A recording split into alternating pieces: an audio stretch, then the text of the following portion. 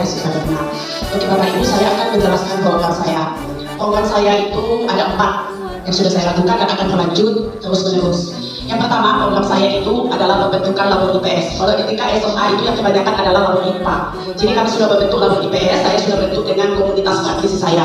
Jadi sekarang sudah terbentuk, sudah siap dipakai untuk berkelanjutan ke semester depan. Kami disupport sama kepala sekolah dan didanai, dan saya juga bisa berkolaborasi dengan tim saya 12 orang. Kedua, program saya adalah ketua Adiwiyata di sekolah Bapak Ibu. Kalau kita tahu Adiwiyata itu adalah tentang bagaimana menjaga lingkungan hidup. Tapi saya kemarin disarankan kepala sekolah bagaimana kita mengolah sampah seperti ini, memberdayakan semua siswa. Jadi saya disuruh kepala sekolah bertemu dengan kantor camat Turanji. Jadi sebelum besok di kantor camat Turanji itu jauh Bapak Ibu. Tapi saya bilang itu sangat sulit Bapak. Karena apa? Anak-anak kita adalah anak yang super, pada buktinya anak yang super manja. Karena anak di sekolah kita ini adalah anak yang semua tidak pernah memegang apa-apa di rumah. Karena kita harus seperti mengasuh semua.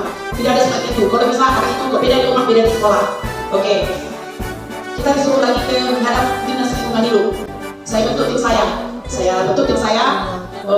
bentuk ini Pak, saya bentuk ini. Oke, siap. Jadi saya coba Bapak Ibu pergi ke dinas lingkungan hidup. Karena kemarin dinas lingkungan hidup menyarankan saya bagaimana kalau sekolah Don Bosco masuk ke Adiwiyata Nasional. Oke, saya lengkapi berkasnya. Saya suruh tim saya. Kami bekerja selama COVID. Walaupun COVID kami tetap bekerja. Nah, setelah itu, oke, hasil saya masukkan laporan ke dinas lingkungan hidup. Jadi kami menunggu sekarang laporannya itu menuju bagaimana hasilnya, kami masih menunggu Bapak Ibu. Nah, kemudian kami pergi ke kantor camat Turanji. Bagaimana ya bank sampah ini? Apa ya bank sampah ini? Karena saya baru dengar Bapak Ibu. Jadi di sana ternyata Bapak Ibu, pergilah kami ke kantor camat Turanji. Di belakang itu sudah ada di sana tempat khusus tim bank sampah Kota Padang. Di sana semua sampah-sampah di Kota Padang per kelurahan sudah ditampung oleh kantor camat Turanji per kelurahan. Tapi yang sekolah belum ada. Nah, jadi saya bertanya, menggali informasi bagaimana ya caranya sebuah sekolah yang sebesar ini, misalkan di Kota Padang, siswa memakan sampah, bagaimana kita harus mendidik anak-anak supaya mereka mau gitu loh. Jadi saya waktu bertemu dengan mereka menjelaskan secara rinci Bapak Ibu. Jadi setelah saya pikir-pikir, saya kembali ke sekolah, saya bilang sama kepala sekolah, sudah Pak, kasarnya. Coba dulu deh, kalau dulu deh, saya boleh kita begini, kasih sosialisasi, boleh. Balik lagi ke sana kami Bapak Ibu untuk membuat sosialisasi. Setelah itu, oke. Ternyata Bapak Ibu, bank sampah ini bekerja sama dengan Pegadaian Kota Padang. Jadi, setelah saya setuju, saya tanda tangan semua, balik ke sekolah, maka kepala dinas lingkungan di Kota Padang, dia menghubungi sekolah, ayo sekolah ini katanya. Jadi pada waktu itu hari Senin, kami menyambut kepala dinas lingkungan hidup di sekolah bersama kepala Pegadaian Kota Padang bersama tim bank sampah dari kantor camat Turanji. Jadi kami mengadakan MOU. Jadi sudah terjadi. Jadi sekarang pelaksanaannya di sekolah. Jadi saya tanya, bagaimana cara kami untuk melakukan bank sampah di sekolah ini supaya apapun dia jadi uang. Lah, itu jadi uang. Kami kita kerjasama dengan Pegadaian. Nah, jadi kami dikasih Bu, kami kasih ini karung, kami kasih ini timbangan, kami kasih spanduk. Oke, setelah dikasih, hal pertama yang kami lakukan Bapak Ibu adalah memilih kader dari siswa 2 waktu kelas. Jadi kader kami sudah ada sekarang, berdasarkan SKRS dari kepala sekolah sudah ada 44 dan 1 direkturnya dari siswa. Jadi yang 2 orang siswa inilah yang membiarkan temannya di kelas untuk mengumpulkan sampah yang ada di kelasnya, sudah dipilah berdasarkan apa yang diminta oleh bank sampah yang ditempel di dindingnya. Contoh, ini semua bisa jadi uang loh, ini dia adalah pilahannya. Jadi setiap bulan Bapak Ibu, bank sampah itu punya target ya kita. Kami harus cukup ke sekolah 100 kilo 1 bulan. Mulai depan harus ada 200 kilo, harus ada penurunan sampah supaya setelah ini berarti ada loh penurunan sampah di sekolah ini terhadap lingkungan, gitu loh. Nah, jadi waktu itu Bapak Ibu, jadi siswa ini semangat. Kenapa? Segala sesuatu sampah ini nanti akan diambil bank sampah, akan ditimbang jadi uang, dan uang ini pun kira-kira ini akan diatur oleh Pegadaian. Jadi kami hanya mengumpulkan sampah, tim kalian yang bekerja mencatat, bank sampah akan menjemput, uangnya akan timbang sampah masukkan ke Pegadaian. Pegadaian memberikan rekening ke kami, kan sudah bisa cek uangnya per bulan. Nah, itu yang terjadi, itu sudah berjalan, dan itu saya rasa akan berjalan ke depannya Bapak Ibu. Dan itu salah satu pembentukan karakter supaya siswa itu peduli dengan lingkungan. Bu, boleh nggak kami bawa sampah dari rumah kami? Boleh saja. Tapi maksudnya bukan dari depan, tapi di samping. Karena sampah bukan membuka itu loh Bapak Ibu. Nah, itu adalah program yang sudah berjalan, yang saya pikir di awal itu adalah sebuah tantangan berat bagi saya. Tapi Bapak Ibu. Terus program saya yang ketiga, saya adalah koordinator panen karya. Kami baru pertama kali membuat panen karya di sekolah Bapak Ibu yang tanggal 28 Oktober pas puncak Hari Sumpah Pemuda. Saya sudah berkolaborasi dengan mata pelajaran, kebetulan kalau itu kurikulum merdeka itu kita punya tema 1, tema 2, tema 3. Kebetulan tema 1 saya ada di sana, mata pelajaran saya bersama mata pelajaran yang lain. Kami ada 6 mata pelajaran termasuk mereka saling berkoordinasi dengan saya. Terus kemarin Bapak Ibu tanggal 15 November 2022 pas hari kemarin, kebetulan saya adalah ketua koordinator ekstrakurikuler di sekolah yang membawahi 17 ekskul. Jadi saat kami sudah melakukan panen karya ekskul, itu berhubungan dengan kebinekaan global Bapak Ibu. Jadi anak-anak kami sudah mampu semua berdasarkan minat bakat potensinya. Mereka sudah menunjukkan semua terlibat apa yang dicuali. Kenapa? Karena itu akan masuk ke dalam nilai rapor mereka. Itu adalah tugas saya yang akan berlanjut terus. Terima kasih Bapak Ibu. Kami akan membahas tentang manajemen risiko. Jadi untuk di sini kita memilih ada kemungkinan risiko yang terjadi, ukurannya dan juga strateginya bagaimana. Lalu nanti kita juga melakukan rencana perbaikan dan juga deskripsinya. Jadi permasalahan pertama yang kami pilih adalah minimnya dana. Jadi kadang-kadang memang kegiatan tidak dapat kita pungkiri bahwa dana sangat berpengaruh di situ. Tapi untuk dana kami masih meletakkannya di bagian sedang. Lalu untuk strategi pengendaliannya memang sengaja kita barengi dengan nanti sarana dan prasarana yang kurang. Biasanya nanti kita akan mencoba untuk mengendalikannya melalui pengajuan RAB. Biasanya di sekolah kita tidak mungkin bisa minta uang kapan saja tanpa adanya RAB. Nah, jadi untuk sarana prasarana ataupun nanti dana itu bisa kita kendalikan jika RAB-nya kita buat logis dan itu di awal tahun. Lalu untuk kedua adalah overlap kegiatan. Nah itu dia, mungkin kita sama-sama tahu bahwa sebagai kita juga guru, kita juga memiliki banyak kegiatan lainnya, dan bahkan di sekolah pun ada beberapa kegiatan yang mungkin saling bertabrakan. Jadi ini kita kategorikan sedang, dan untuk mengendalikannya kita mengupayakan melalui manajemen waktu. Jadi kita berupaya belajar untuk manajemen waktu yang lebih baik lagi. Berikutnya adalah kesalahan strategi. Nah, kalau untuk kesalahan strategi dalam kegiatan mengajar, kadang-kadang kan kita ketika mengajar kita berpikir bahwa itu baik, itu bagus. Lalu kita pakailah strategi, ternyata ketika kita lihat evaluasinya ternyata itu salah, kita salah menilainya. Jadi caranya adalah kita melakukan assessment. Idealnya kan kita sudah belajar tentang pembelajaran dan diferensiasi. Jadi kita nanti akan melakukan assessment diagnostik sehingga nanti kita bisa lihat passionnya anak itu kemana, bakat mereka di mana, sehingga nanti kita tidak lagi salah dalam memberikan strategi mengajar. Jadi kadang-kadang ada siswa itu dia sukanya belajar dengan gaya-gaya yang berbeda. Nah kalau kita lakukan assessment itu nanti akan meminimalisir kondisi resikonya. Lalu ada pengelolaan waktu, kita samakan dia dengan overlap kegiatan tadi, dan untuk kategorinya masih sedang dan itu masih dengan manajemen waktu. Lalu tentang konsistensi program. Nah kadang-kadang kita kan suka semangat di depan tuh serasa mau kita jangkau dunia. Nah tiba tengah-tengah itu langsung kendor. Nah lalu strateginya kita memang meletakkan ini di sedang.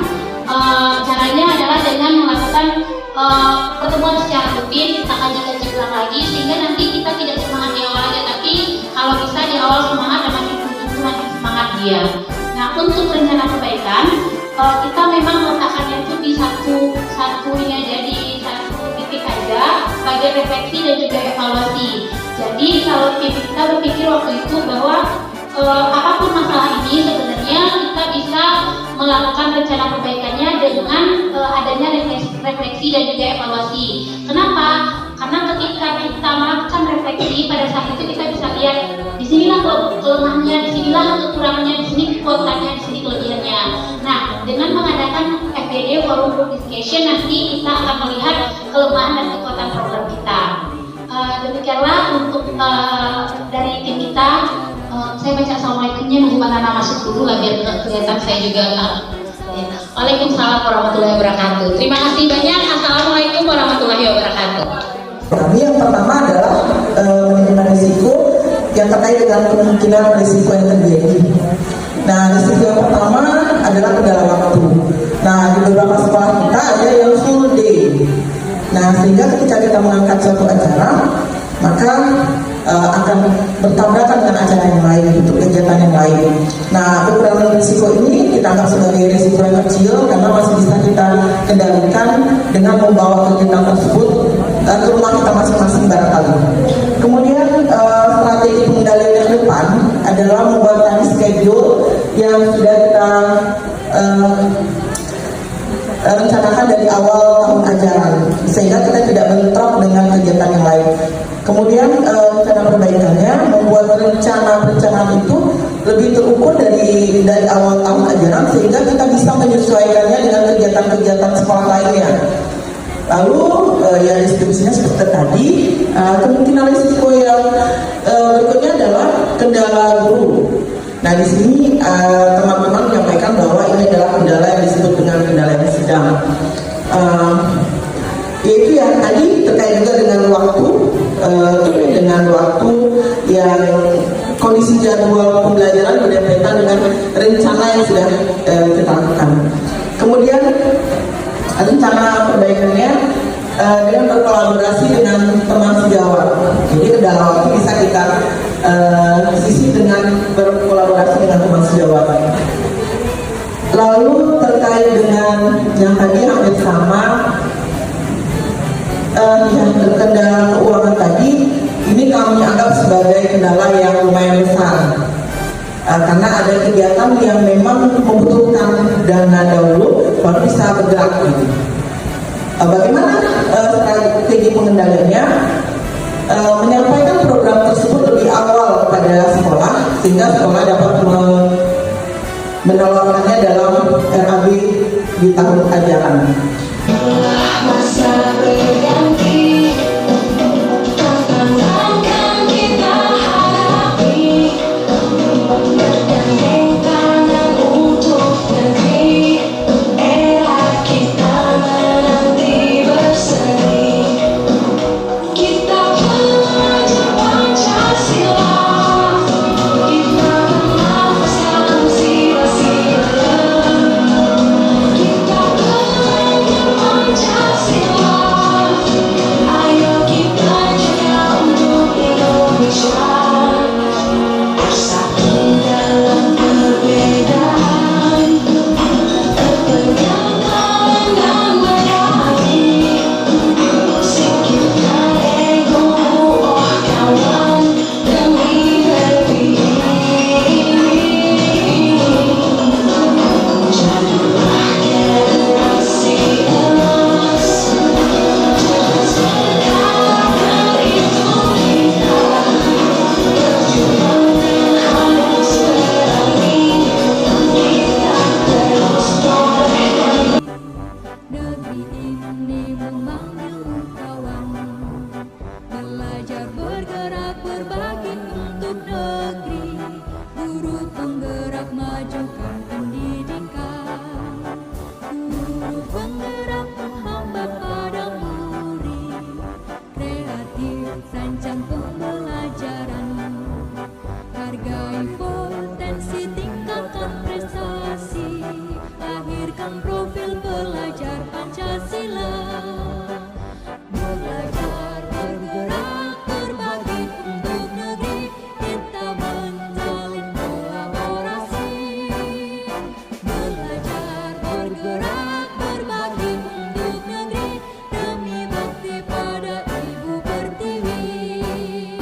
Belajar bergerak berbagi untuk negeri, kita menjalin kolaborasi. Belajar bergerak berbagi untuk negeri, demi bakti pada Ibu Pertiwi. Demi bakti pada Ibu Pertiwi.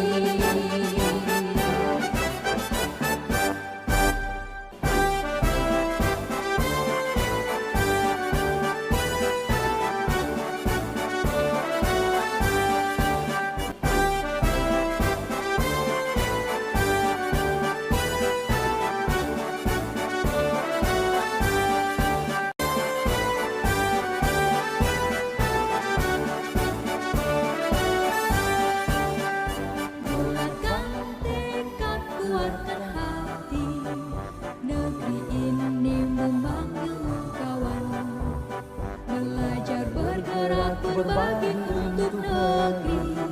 guru penggerak majukan pendidikan.